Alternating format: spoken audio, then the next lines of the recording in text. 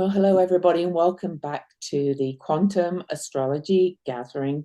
And it's my distinct pleasure today to have with me Magali Morales. Am I saying Magali right? I'm never quite. Magali. Well, Magali. Magali has, yeah, it has an accent on the I, but sometimes it's hard to say. Yeah, no, I can Mm. say it. Now I know. I don't know why I didn't ask before, but sorry about that. So anyway, Magali, MSW, is a Mexican Guatemalan evolutionary astrologer, spiritual counselor, and shamanic practitioner, serving as the vice president of the Organization for Professional Astrology. She was a trauma-focused family therapist for 15 years. Magali has done extensive work in the field of healing trauma and dismantling oppression, and she is an activist at the intersection of social and climate justice, which is why we get along. She offers astrological and healing services in English and Spanish at www.magalimorales.com, and all of that will be in the description when this goes out. So, welcome. Is there anything else Thank you, Louise. about you? Well, I am really honored to be here, and now that we've been longtime collaborators through OPA, but having met you in person, I am even happier to connect with you again. We're both very fiery, passionate activists as well. So, but I want to go through the talking points about Magali's work because it's so interesting. And just one question before we dive in. You did a track at the OPA Organization for Professional Astrology retreat. Are you going to kind of repeat that kind of course for other people if they want to um, dive in more into trauma-informed astrology, really? So, Yes, yes, I am happy to say that, Kay and I have been masterminding an advanced consulting skills course. mm, So, as you know, OPA offers certification for professional astrologers, and that usually involves, completing 3 peer groups, taking astronomy for astrologers, and also consulting skills, which is a big part of being trained to be in a helping profession. mm, Right? We all need good consulting skills. yeah, And what we've been thinking about is offering an advanced level of consulting skills where we cover trauma-informed practice mm, in an anti-oppression or liberation lens, mhm, and also, how to take care of oneself, how to prevent secondary trauma, and how to see, like, have this kind of meta lens on what happens to you as you help other people. How do you need to heal and grow yourself? yes, And how sometimes your clients reflect some of the issues that you're dealing with in your own life when yeah, they come through the door, right? So, in a sense, we have a great responsibility as helpers mhm, to do our own healing work, we do. right? To lead by example. I don't think that ever goes away, right? Like there is a connection between how much we've faced in our own life, how much we've digested, Mhm. even of the shadowy areas of life, and how much we can help other people. And I promote that all the time as well on my writing and my videos. I'm always like, do your self-care, look after yourself, fill your cup first, and then you are more Mm. able to help others in the world. It's like, and be informed as well and do your own healing first, which I've done too. So anyway, look, good. So people look out for that. OPA, I'm certified with OPA as well. And I'm also an OPA mentor and peer group leader. And it's the training that you get through OPA is just in my opinion, the best, whether you are a consulting astrologer or whether you are an astrologer who writes and puts astrology out into the world. It's what we're putting out there. So we've got Mm. that out the way. So Yes, yes, it's such a good way to, to continue to train oneself. So I'm glad we're both there. me too. And I continue to work on myself. That's all we can do.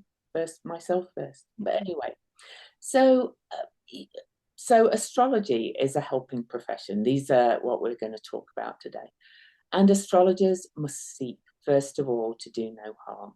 So, would you expand on that from your perspective? Because you obviously work with, we all work with a lot of traumatized people. I think there's a lot of collective trauma that's been coming up right now in this moment in the world, not just um, in the US. So, what would you say? How is do no harm mean to you? How can we not do harm? Great question, right? I mean, astrology is an old profession. It has been with us for thousands of years. It has gone through many kind of historical periods and many cultures. And in its past, sometimes it has been also used, for, I don't know, like for political ends. We know this, right? We know, the time of when kings and queens had their head astrologer. Mhm. And I think astrology is always growing. I mean, for one thing, now we know a lot more about the solar system than we did before we had telescopes and before we had these, space missions. And as we learn more about our solar system and the cosmos, astrology also evolves. And I think it evolves culturally. So whereas in the past, we had sometimes some very negative language, to talk about, I don't know, the sixth house as the house of servants or slaves, the 12th house is the house of imprisonment. I mean, we have, the malefics, the malefic planets. We have some updating to do, I think, in terms of language. If astrology, I think we've learned a lot lately also about the potential of astrology to help and empower humans. And yes, it's true that we live in a traumagenic world. My God. There is so much. Oh, your camera is doing something funny. There is so much violence in our world, not only overt violence and as in situations where there is war, but even community violence. There's in this country, in the United States, there's so many guns, right? Yeah. There's so many school shootings. But even also structural violence, right? Economic violence, the violence of, having a few billionaires hoard all the resources and everybody else really have to struggle by.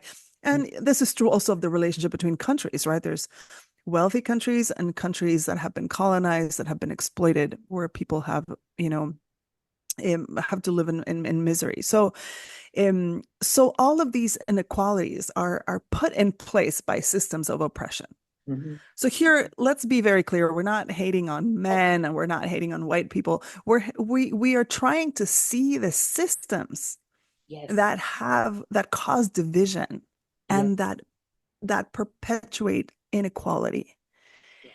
And the truth is that astrologers have to work in this same world, Mhm. right? Exactly. This is the world in which we work, where inequality is rampant, when violence is common, where racism and sexism and homophobia and transphobia still exist. So, in order not to do harm, and well, first of all, here's the thing too, that it used to be that astrologers were maybe kind of a smaller group of mostly, maybe this is not fair to say, mostly white people. I'm talking about Western modern astrology because, Yeah. every ancient culture had its own astrology, Oh, it did. right? Every shamanic culture in the world had its own astrology. Everybody, other cultures have different ways to see the constellations. They've grouped them differently. They call them different names. Every shamanic culture had an astrology and a mythology that was attached to it. So we're talking now about Western modern astrology. For a while, people thought that they could, create really accurate predictions or interpretations for clients, Mhm. mostly because they were probably meeting with clients similar to themselves. But in this multicultural world Mhm. and in this multiracial, world environment, and now that we have these amazing tools like Zoom, where we can meet with clients who live far, far away from where we live, and we are working with people who have different identities than our own, we have to be more sophisticated. We Indeed. can't create, I've had this experience, at one time, a potential client who was from Ghana called me and she was kind of testing me to see if I knew enough about her culture, her outlook to give her a good reading. I think she was right to question me, right? I grew up in Mexico. I only know what I know. Yeah. Yeah. Yeah. So And in fact, I made a terrible mistake because she was also asking me questions about shamanism. And then she mentioned her mother, and I asked her mother's name. And she like we were on Zoom, but she took a huge step back and she was like, I will not give you my mother's name. Like in my culture, having somebody's name gives you power over them. And I am not giving you her name. And so I committed this tremendous faux pas in asking for her mother's name, which I shouldn't have done, right? So I can't be an expert on every culture on earth, but what I can do is learn, have enough humility and learn enough about my own blind spots or about my own biases Mhm. to then And, know how to and ask questions and listen to the client. exactly. Well, That's where I was going. sorry, I'm sorry, I didn't mean to interrupt. No, Yeah, no, that's right. Well, I think we agree. We agree so much that we could just kind of like nod our way through this whole conversation, Louise. But exactly, that's what it's about. It's about listening and asking questions, and I right? and I think we need to do that collectively as well, not just with the individual clients, as astrology Mhm. as a profession. So anyway, keep going, please. I'm just No, I agree. I'm I just so mean, reminded of one of my clients. It's actually a mhm, male. I don't work with very many males. He's actually a Muslim male who lives in Egypt and was born in Saudi Arabia. And I have had to unpack a load of preconceptions and things I didn't understand right. to work with him. And Absolutely. I mean, because we all have biases, right? It's easy, for example, until I started learning more about Islam and I met some women who were Muslim, I had all kinds of preconceived notions about the Islamic world and about, how sexism works there that I've been disabused of since. So it's true. I think we need to know, and we need to know more about context and history, right? If somebody from a country that is at war calls you for a reading and you do this tone deaf thing of just completely ignoring the level of grief and violence that they're exposed to, you're making a mistake. absolutely. Yeah, or say if during the height of the Black Lives Matter, movement after George Floyd was murdered, if you do a reading for an African American at that time and you ignore the fact that people are in danger, that this country has been so biased against them, that the police often, you know, creates some of the violence that these folks are exposed to, like that's a mistake, right? We need to be sensitive to what it's like to be an African American in the United States. I may not know what that's like, but I need to be aware that yeah, that there is no equality, that people face tremendous barriers and tremendous violence Mhm. just living in their own country here. And if it's okay with you, I'm going to go off, what kind of the plan. Let's do it. Speaking of trauma-informed astrology and things, I think a lot of it is also not just about understanding the other. I think it's about unpacking your own internalized trauma, speaking as, obviously a very feisty kind of activist kind of person with a long history of, I lived in a religious war zone in Northern Ireland and grew up in a really patriarchal, very white, colonial kind of family. You have to unpack that yourself and kind of how that's affected you and your perspective on life, right? So Mhm. I agree. I agree. I mean, I think we can only give compassion to others if we've had some compassion for ourselves. I think we learn compassion through pain. This is part of why we interpret Chiron and Pluto in the chart, right? We all have our own wounds, and we can only walk a client through a process that we ourselves are familiar with. mhm, I really think so. Even though, everybody says like, oh, you don't have to have had cancer to be an oncologist. But hey, if you're an oncologist and you've had cancer, maybe you'll be more compassionate and more thoughtful in your approach to your clients. So it's true that we haven't all had the same experiences, mhm. but we can draw from our own experiences of challenges and pain and loss and how we rose from them to be more compassionate toward our clients. There's this really fascinating fact, Louise, that I don't know if a lot of astrologers know, but in all the research that's been done with psychotherapists, Mhm. comparing different modalities to see which one works best, no one modality ever comes out on top. The thing that comes out on top, the most important factor for effectively helping another person is the relationship between the client and the helper.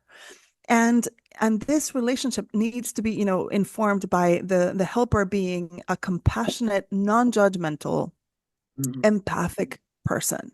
Yeah. So if you do nothing else, like just approaching your clients with true empathy and with compassion, which means, having being willing to step into their shoes for a moment as you listen to them and feeling with them, and also removing all judgment, which I think astrology is uniquely equipped to do, is to remove judgment. And I can say more about that if you want. Yeah. But Oh, if good. that's what you do, that's the most important part. You've already helped and you have minimized the chances of doing harm. Yeah, definitely. Please, yeah, go up, go more. Yeah. I'll be doing the advanced OPA course. Well, I talk about astrology as a way to fall more deeply in love with yourself and your life purpose, Mm. right? It's like such a powerful tool for self-knowledge. This is why I no longer, one of the reasons why I don't work in the mental health system anymore. I love using astrology to accelerate somebody's healing and somebody's treatment, because it's like X-ray vision. It lets you go to the core. And in doing so, it really helps us see how everybody is unique. Yes. And I think that fact alone removes judgment. It's like, psychology, for example, tends to be biased toward, and society in general tend to be biased toward extroverts. Yeah. But in astrology, you can see when somebody is, you can see people's introverted energies and their extroverted energies and how they stand in relation to each other. And that just removes judgment. Some people were not built to be the life of the party or to be outspoken, right?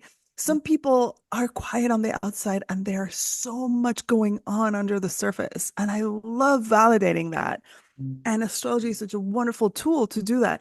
So sometimes I say that astrology is like, instead of psychology creating one psychological theory and applying it to everybody, astrology gives you a unique psychological theory for each person. Does. And that is worth so much right there. I kind of think, I've kind of I study everything as a bit of a poly. I kind of think internal family systems gets closest to astrology. I actually found my therapist after some family trauma was came up, and every time we talked about things and did some parts work, as it's called, I was like, this is astrology. You're talking to my mom Yes. now. I'm going. Well, it is. It actually is. Louise, I don't think people recognize how many psychologists studied astrology and contributed Mm. some of these elements. I mean, parts work has been around for a really long time. Jung was doing it, Yeah. Asa Jolie was doing it, so and they studied astrology, both of them studied astrology, but also, every shamanic society was familiar with this fact. So people say Jung's greatest contribution was not only to discover that we have these internal archetypes, but that they have their own life force, Mhm. that they each have their own charge and we can equate them to the planets in the chart. I mean, we can definitely see, I think of the planets in the chart as our internal psychic organs. Mhm. Yeah. We all have them, just like we all have like a liver to purify our blood and eyes to see. We all have a Pluto and a Mars and a Venus and a moon. And so these are our internal psychic organs. And they're each in a sign, in a house, they're in relation to each other in a certain way. And this is the map. This is the X-ray vision that we use Mhm. to know ourselves more deeply. So I agree. I don't like to, I won't give credit to Dick Schwartz for inventing Oh, parts work. He's done a lot to promote it, to allow it to become more mainstream. But I was doing that work long before because I studied Jung, 25 years ago. yeah.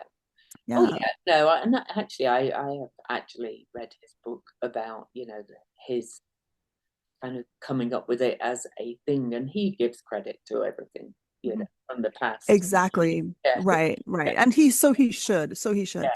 Yeah, and the other thing that's really fascinating is how he talks about, yeah, we are multiplicities. Mhm. Sometimes we see this in the extreme with people who have dissociative identity disorder, or that was previously called multiple personality disorder, which is, something that happens to people who have a severe history of trauma, something very difficult actually to deal with. But the truth is, we all contain multiplicities. We all have, a rich internal life. Oh yeah. And so much of healing work is creating harmony Mm. among our parts. Yes, and I kind of came to that um, direction through becoming a trained shamanic practitioner, and I started having clients first like journey to the planets to find out what it felt like for them inside, and I did this more in groups, and then I've done collective soul retrieval. I do things like that in my Venus retrograde class. I just think to I describe it as astrology is a great tool for self learning to accept every bit of you and to learn to love Yes. every bit of you. And we can't heal unless we heal from the inside out. In my opinion. I agree. I agree. That's beautifully put. And Louise, I mean, imagine if you have the capacity to create harmony within, then your capacity to create harmony outside, Yes. you know, increases tremendously. It's really not that different, right? I think that's why Dick Schwartz called it internal family systems too, right? Like the we've had like these theories of family systems Hmm. for a long time. The idea that when one generation in a family doesn't deal with a certain problem, that it gets inherited by the next generation, that the problems, and this is essential to trauma theory as well, right? That trauma doesn't undo itself, it just replicates eternally unless you stop it, unless you change. Yeah. And so the capacity to create harmony within is the first and most important tool to create harmony outside, Hmm. right? And we do need to change. I mean, healing is about change, and we need to change if we want to stop some of these violent processes from continuing and replicating themselves over and over. We really do. And, I think astrology is a profession. Personally, it's my opinion that we have a responsibility to use astrology, no matter how you use it, whether it's with one on one client work and consulting, or whether it's with writing, and whether it's with forecasting, mundane astrology. We were talking a bit about that before. Mundane astrology is the astrology of events, and it's often used to predict events and so on. We still have to be mindful of using it as um, something that's opening possibilities up, and possibilities for healing collectively, in my opinion. Mm. Overall, I agree. yeah. Yeah. Right. I mean, I think sometimes astrology has been used in a disempowering way, right?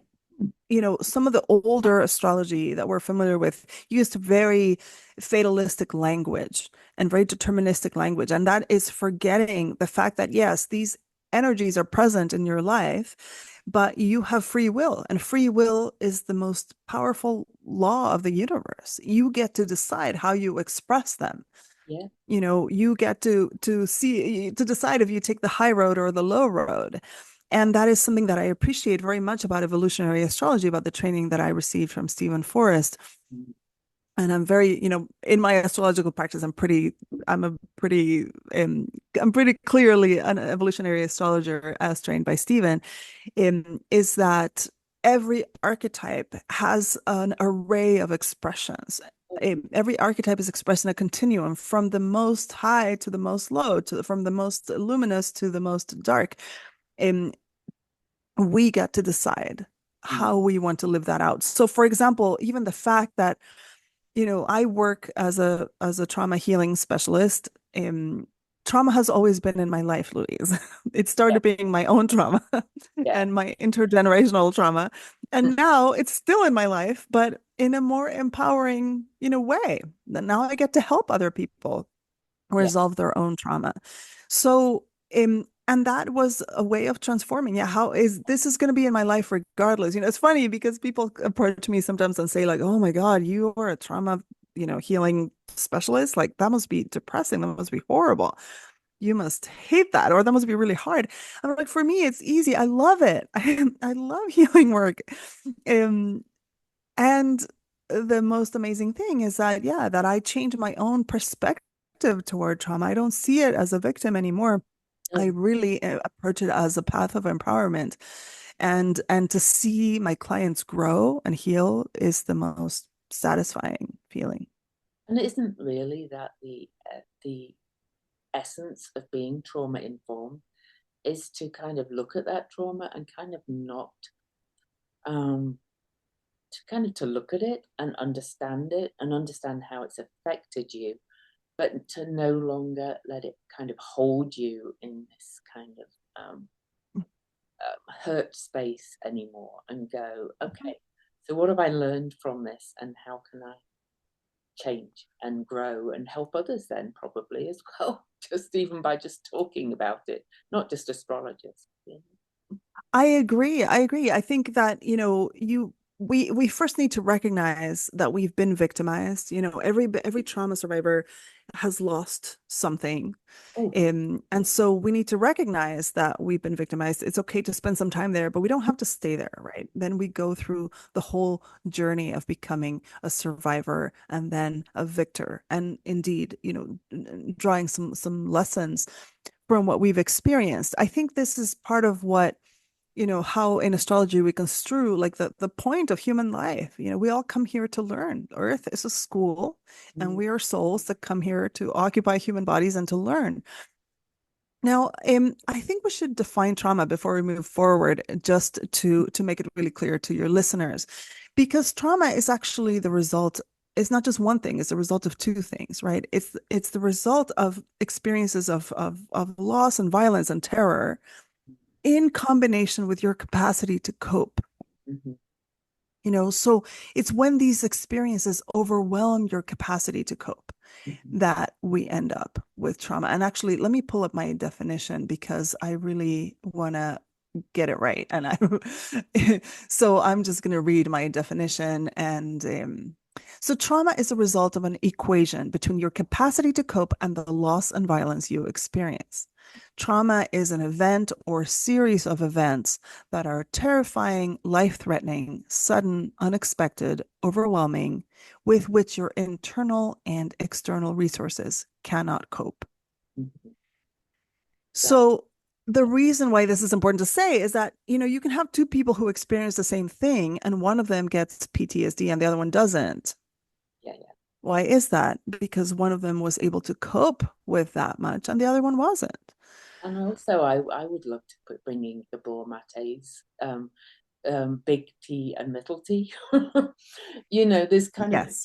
there is no competition with trauma, right? It's how it Mhm. affects you.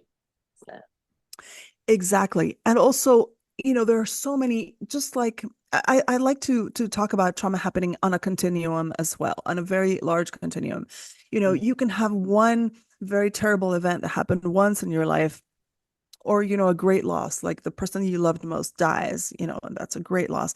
Or you can have, the daily microaggressions of racism that just tear at you day in and day out every day of your life, and those two things can generate trauma. But again, I don't think we've defined this fully enough in the world of official like psychology, right? The current definition of PTSD and the DSM, which is the big book that yeah. defines the mental disorders, which is highly criticizable. Yes, It's not a scientific I document. I even hate the term mental disorders. I know. I don't subscribe to that either. I don't think we even need to pathologize these things. I mean, these are natural responses that happen to people who experience hard things. But there's a lot of trauma theorists who've been trying to expand the definition of that to include the full range of what humans can experience in terms of trauma. But the powers that be have been opposed to that. And in fact, this is something that I talk about also when you look at the whatever 360 disorders that are detailed in that book, most of them describe trauma survivors. Yes. The vast majority of them describe trauma survivors. So one of the big realizations, trauma theory was born in the 1980s when a group of people who were working with Vietnam War veterans noticed that their symptoms were the same as the symptoms of women who were being abused by their partners at home. So there was this tremendous, revolution and, sense of discovery. And one of the people who trained me, her name is Sandra Bloom. She is amazing. She wrote the amazing book Creating Sanctuary, which I highly, highly recommend to anyone who wants to learn about trauma. She was a psychiatrist running a psychiatric hospital in the 80s. And she discovered that once she started gathering the trauma histories of all her patients, Mm. she discovered that 100% of her patients were survivors of severe trauma, regardless of their diagnosis. Yeah. So in a sense, it's like the diagnosis almost didn't matter. It was just a description of what, of their outer symptoms. But really what mattered was what they had been through. So one very simple way to describe this revolution in the mental health field, and I say health with quotation marks, is instead of asking people what is wrong with you, we need to ask them what happened to you. Mm. Yeah. And it makes all the difference. Yeah. Yeah. For sure. Absolutely. Amazing. I can't wait to do that training, by the way. But I would love to quickly, and we can go back to anything else because you're giving such valuable information, I think. I did not know really that, the history of um, how we discover how trauma affects people. I didn't know it at the start to the 80s. So there's one thing I've just learned today. And but let's talk about the time we're in. I'm not going to get political or mention names, but just globally, it occurs to me that we are in this time of a lot of collective traumas kind of coming back up to the surface to be looked at. I wonder, as activists and as people who also care about the collective, how can we kind of transfer this to, as astrologers, to what we're putting out in the world to help the collective understand that, all these they, us, and them, and all the things that are coming up are all this collective trauma that's really in our faces right now, in my opinion. Big question, Oh, it is. But, right? just some suggestions, maybe. I like it. Yeah. Well, I'm gonna go global and then I'm gonna zoom back in, Louise, if I may. Yeah. So we are experiencing a climate crisis, right? Human activity and it has broken the climate essentially. And this is just the continuation of these forces that were unleashed a long time ago. And we can map them out, I mean, it kind of began with, patriarchy Mm. and then it was greatly accelerated during the age of colonization, where a handful of European countries kind of took up the world and sliced it like an orange and ate it up. Yeah. Sometimes, I mean, I come from Mexico and Guatemala, and sometimes the way I see my countries is that we have been reenacting violence of colonization for the last 500 years. Mhm. So there's tremendous injustice that was kind of instituted, the racism, the event and the subjugation of all these different populations and the installment of these kind of artificial government to Oh, oh, you keep thinking, Magali, how's your Just a second. Oh, Oh, is it me I or couldn't- it says my internet's fine? Do you mind if I just turn your video off just for a second? Because I want to hear what you have to say. Oh, that's my video. So, oh, I meant to uh, turn yours off, not mine. There we go. Please carry on. Tell me what you were saying, because this is really big, I think. Yeah. my phone is doing something strange here. Mhm. Okay, I think it was not well connected. So I Oh, hope you can you hear me better now? oh, you're back now. Let's put your camera back on. Yeah, yeah. Okay. Mhm. Okay, great. Yeah. Sorry about that. Right? Technology and its pros and cons. Mercury. So, yes, that too. Mercury, please help us. So, so this is one of the okay, the another aspect of this climate crisis is the scramble for resources, right? We have exploited the earth and its natural systems to such a degree that some of what we're going to see going forward is a scramble for resources. And this is one way to explain the immigration, the refugee crisis, and even some of the wars that are happening on Earth right now. Yeah. So it's hard to be a climate activist because you always have to give people the bad news. It's very, very depressing to look into the future under this lens. Somebody who has done it very courageously, who belongs to, who comes from your country, is Jem Bendell. When he talks about adaptation, like how, we can't, it's too late to prevent the climate crisis. It already is too late. But how can we mitigate it and how can we adapt to it? These are the questions that humans need to be asking themselves now. And the way forward is not going to be through hoarding resources or building bunkers. Those rich people who can do that, right? Build a bunker in New Or Zealand or something. plan to colonize Mars. What? Exactly. Like that is not going to be the answer. No.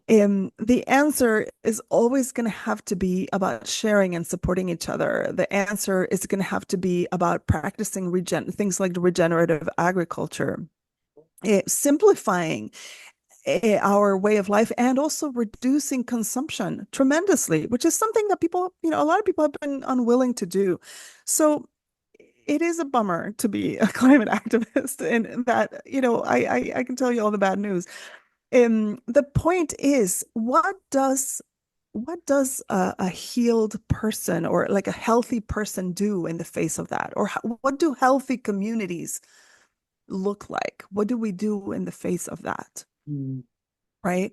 I have a friend who is a wonderful therapist, shamanic practitioner, and she always asks, what would love do? Which I think is a really good question. kind of almost the only question, really. Yeah. Yeah. So look, if each of us, if Mother Earth Gaia is alive Mm, and we are just her cells, like if I'm one of Gaia's cells and you are one of Gaia's cells, we just want to be healthy cells that get along with the cells around us. which is Like, quite. and that builds healthy tissue, right? Yeah, it is. And to bring it back to astrology and astrology as a profession, I think perhaps, whether you are a consulting astrologer, a mundane astrologer, or a writer, or all the things, I tend to try and do it all. Perhaps asking what would love do before you put anything out in the world or even a Yes, client is to say what would love do. exactly. So you measure the impact of your words and you want to be empowering rather than disempowering. You want to give people more choice instead of taking their choice away. You want And give to yourself that choice too, of kind of coming at it from this more loving perspective. exactly like imagine possibilities, right? There's also this wonderful line from a poem by Mary Oliver that a friend of mine turned into a song. Keep a little room in your heart for the unimaginable. Yes. Oh, Keep a little room in your heart for the unimaginable. In a way, it's the best we can hope for right now. So so to come back to practicing astrologers and what can we do is like remove judgment. act with kindness. Yeah. You know, let empowering words come out of your mouth. And if something is just truly horrifying, be very measured before you say it. I am frustrated with some mundane astrologers who predict, war and, cyber Oh, me crime too. and all this stuff, but they don't say where or when Or when, or how well, they can't. They can't. They or don't. how. I know, but then why say it Exactly. or how to prepare for it? Exactly. So do you really, I mean, is this really what you want to be doing? I admit that the future is going to bring some huge challenges. It already is doing that. Yeah. They're not going to get easier, you guys, in all truthfulness. But my prayer, at least for myself, Louise, is to stay kind. Yeah. If I can just stay kind, Mhm. I think of people who've been through the unimaginable, look, all those amazing people who wrote about their experience in the concentration camps during World War II. Um, if you can just stay kind in the face of hardship, I have a I think that's I have a Facebook friend whose whole family was massacred in the Hootsie Tutu or whatever it was. You know that massacre. I can't remember the names now. I feel very embarrassed about that. But she was in a bathroom hiding and could hear the whole massacre oh, outside, and they didn't find her. But what does she go do now? She goes around speaking about love and forgiveness, and she's actually oh, met the people who massacred her whole family. wow. I know. Okay, well, and this is a good time for me, Louise, to also remind us, because I don't want to re-traumatize any of your listeners. Um, you know, we need to also walk like a fine line, right, between being aware of the atrocities that happen and also, protecting our nervous system from just going into fight or flight mode, right? And what an amazing person you just described. Obviously, somebody who's done some healing work, Oh who yeah, has, yeah. who is doing something that is healing for the world. Mm. I think that's the best we can hope for. And also, I want to say, well, two things. I mean, one is that forgiveness is not a place that we arrive at easily. Oh no, and I will never talks about that. good. Yeah, good. Oh, Just it's like, a long time. yes, some of my models for thinking about forgiveness are people like in Desmond Tutu. Hmm. He wrote a wonderful book about forgiveness and what it really means, right? Because we want to eventually arrive at forgiveness as a way to free ourselves from staying connected to the trauma. But it's not a cheap or easy place to go. It's not the same. Forgiveness is not like shaking the hand of your oppressor and saying, "Hey, thank you for what you did to me." Oh No, it's not like it's no, not condoning violence, it's not any of those things, right? I think, in this healing, maybe this is a good time also to mention some of the bare bones of this trauma healing method. So, in 20 something years ago, I was a founding member of the Trauma Healing Project in Eugene, Oregon, which is a small nonprofit. And we secured a large grant and we were able to bring some of the world's trauma healing experts to train us. And that's when I met Dr. Sandra Bloom, the author of Creating Sanctuary. She taught us her method, which is called the Sanctuary Method. And she really it summarized the steps of healing trauma very simply to four things that she expresses with the acronym SELF. S is for recovering safety. E is for learning to express our emotions in a way that doesn't hurt us or anyone else. L is for grieving our losses. And F is for recovering a sense of future. So that's the bare bones. It's really oh, not difficult. and and and there's a way, the way I teach the trauma healing map, which is based on the work of Sandra Bloom, is first looking at all of the trauma symptoms and reactions, and then what is the healing response. So this acronym SELF tells us the four essential healing responses to trauma and the second step of learning to express our strong emotions, our overwhelming emotions in a safe way is kind of one of the steps toward arriving one day at acceptance and forgiveness, right? First, we have to feel all the things. Oh, We have to feel the grief of what we lost. We have to feel the rage mhm. at the injustice that we experience. We have to feel the fear that it could happen again. All of those things are so important before we can start, arriving at a place of acceptance and forgiveness, and also, enough empowerment to go and do our activism in the world. Yeah. So this comes back to your point earlier, Louise, right? We have to do our own work before we can help? Yeah, I mean, and it's not like it's a linear process. We are all wounded healers. I'm So I'm constantly doing more work on me. exactly. Nobody's ever done, because look at the world. It could hurt you again today or tomorrow. It is, these are two kind of co-occurring phenomena, right? Like you're healing yourself and you're healing your world, and you do a little bit of one, a little bit of the other. It is something that happens at the same time. And just because we're wounded healers doesn't mean we can't help others. But I think we do need to be engaging in the process of healing, right? I mean, our capacity to hold, to witness another Mm. and their pain grows when we've done our own work. Yeah, yeah. And, again, bringing it back just to kind of practicing astrologers, maybe young practicing astrologers or something.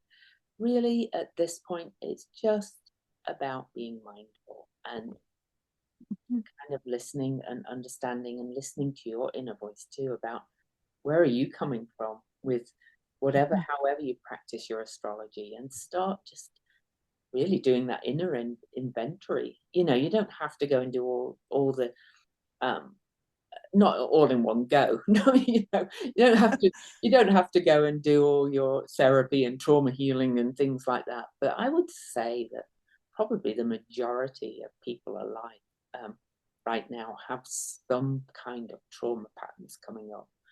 I, I Mhm. I find that with everybody I meet, and it took Mhm. me personally a long time to recognize the trauma that I'd experienced because I'm white. I'm part of the colonial, patriarchal Mhm. society. That's what I was grown up with. But I definitely Yeah. trauma, you know, and Of course, of course. I mean, and there's a really simple reason for that, Louise. I mean, first is that we were all children once, yes, and children don't have any power in this society. Children don't get to choose who raises them or where, or, they don't get to choose anything about their circumstances. So we all experienced oppression as children, mhm, inevitably.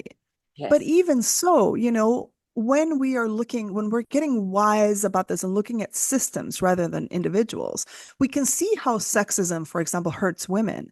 But can we see how sexism hurts men? I think we need to. I think we need You to. know, Mhm, um, Men are not oppressed, it's not true that men's oppressors are women, but men's oppressors are institutions and systems, right? For example, the military, mhm. right? This idea that it's okay for young men to go fight wars on behalf of old men I know. and become, the victims and come back, disabled and traumatized and not receive any support afterwards.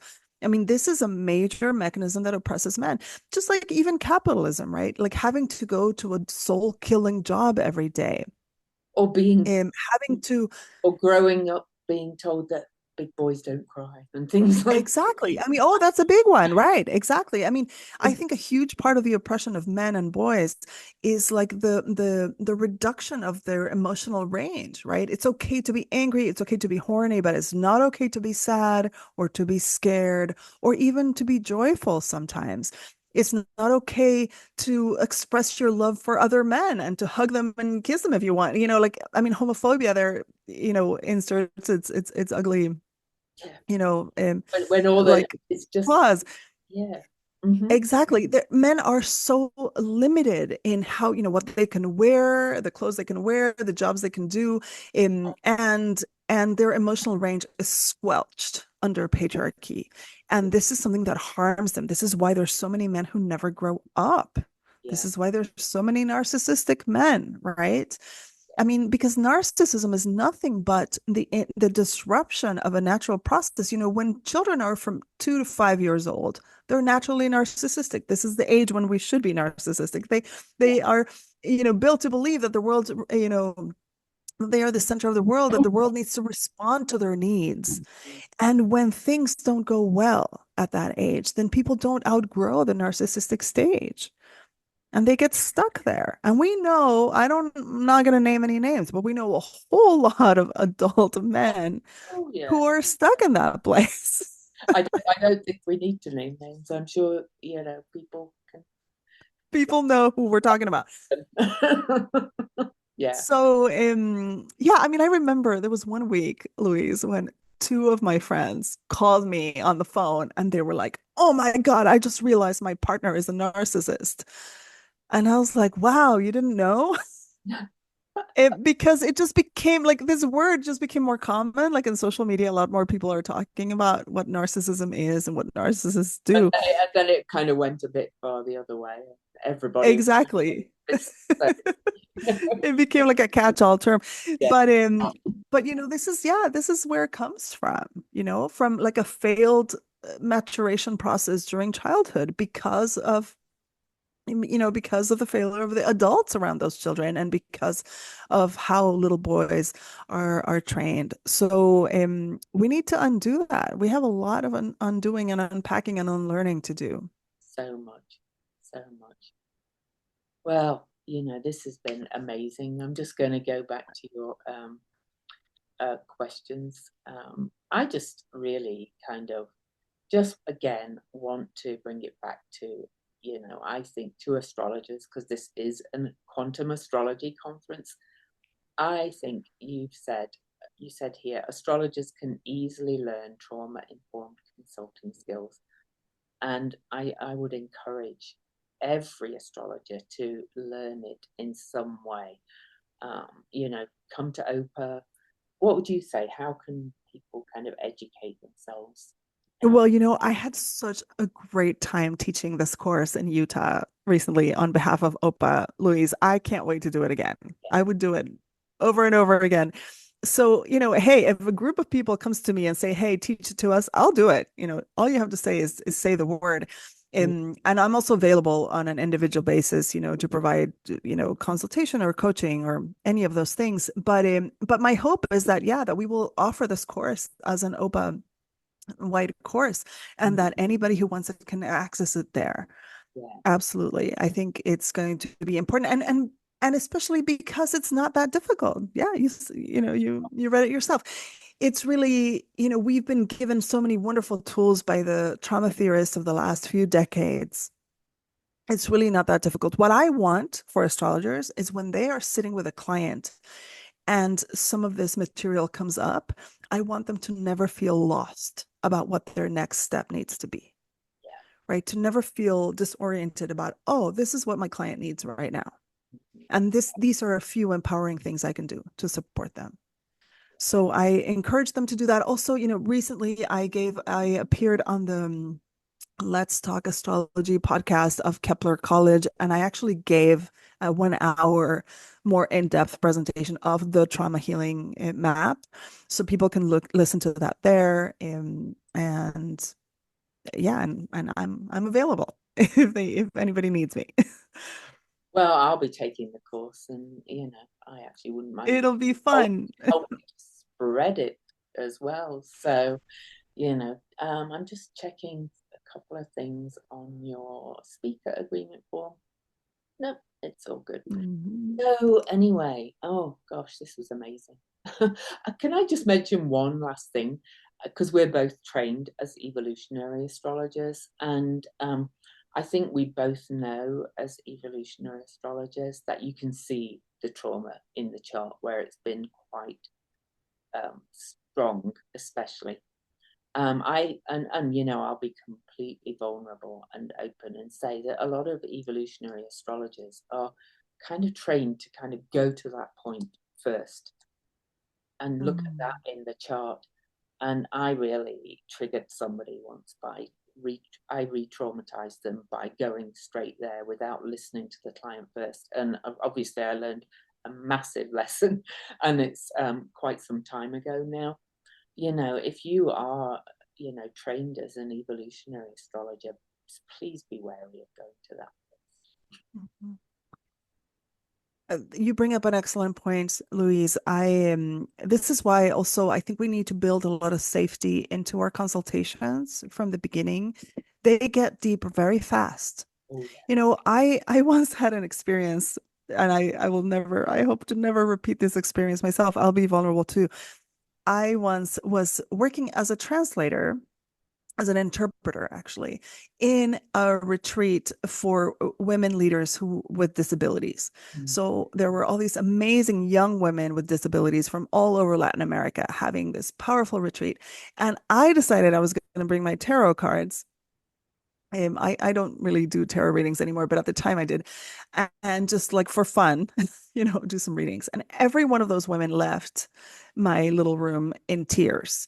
Oh, Um, Not because I said anything, disempowering or horrible, but because I said some true things that really moved them and that went to the core. Astrology is the same way. At least us evolutionary astrologers, things get deep very quickly. And this is not a party game. So when years later I was invited to a high school graduation party to do readings, I said no way, because I think this is why our consultations need to be confidential and they need to happen in a really safe space. They're not a party game. They need to, they're very serious actually. And also we do need to gauge as best we can where the client is willing to go, how deeply they're willing to go. And I always say to clients, okay, this is the chart, this is the map, your life is the territory. It's infinitely richer and more vast. I will bring some things up, and if you want to talk about them, then we go there and we have this dialogue. But you don't have to talk about all of these things if you don't want to, yeah. you know. So yes, I think we also need to know Oh, as astrologers when to take a step back. We have no right to barge through our clients' defenses, especially if we can't give them an alternative, like a coping strategy to deal with it. Right. So I think this is one way that we have the capacity to cause harm, and good listening can guide us to know when to take a step back and when to notice, like, okay, is this person doesn't want to go here, they don't want to talk about this. There's lots more to talk about in the chart, but of oh, course, yes, yeah, there is. Yeah. all of us have these vulnerable spots. An astrologer can see them, you know, and there's other things that I could say also about evolutionary astrologers. When people place too much importance on past lives, on the past life story, the nodal story, and Oh, I don't even mention past lives anymore. I just, make stories about that as if they were, with too much certainty. I think there can be really useful material there, but we mm, can't be certain. Come no, on, even those of us who practice shamanism and are psychic, we can't be certain. no. So I think we need to act with a great deal of sensitivity Mhm. Definitely. and really let the client, not get too far ahead of them or too far behind, just kind of walk alongside them Yes. and go where they want to go, and be very, very careful about disrupting their own defenses. Yeah. Some So clients, consulting I know, skills, folks. yes, consulting skills. Some clients just kind of want to keep it quite light. Most of my clients don't. Most of mine end up in tears. Yeah, Good, it's good tears because they've been seen. exactly. I mean, sometimes I say this to my clients, when their tears come, I'm like, oh, sometimes when the tears come is when we've touched the truth. Yes.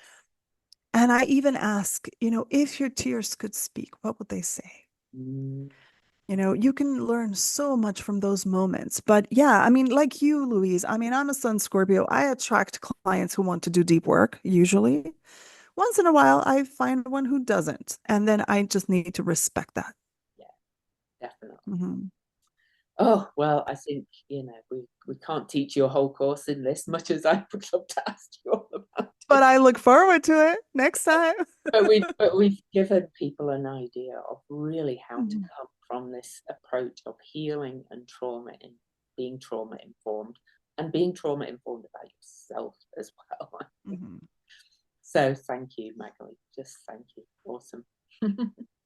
Thank you, Louise. It's always a joy to speak with you. I am so grateful for this opportunity. Thank you. And I look forward to whenever we talk next. You Thank too. you.